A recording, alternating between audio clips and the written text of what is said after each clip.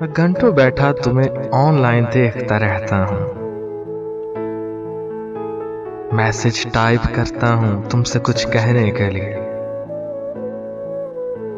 लेकिन मुझसे सेंड नहीं हो पाता।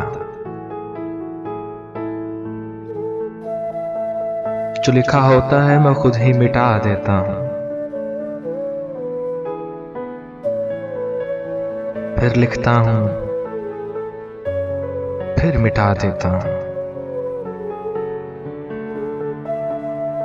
मैं शायद हार जाता हूँ, मेरी अना जीत जाती है, मेरी अना जीत जाती है।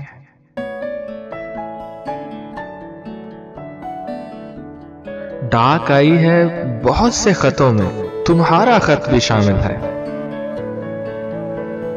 डाक आई है बहुत से खतों में, तुम्हारा खत भी शामिल है। पढ़ने से जरा पहले मैं सोच रहा हूं कि तूने मजबूरियों के सिवा और क्या क्या लिखा होगा। पढ़ने से जरा पहले मैं सोच रहा हूं, तूने मजबूरियों के सिवा और क्या क्या लिखा होगा।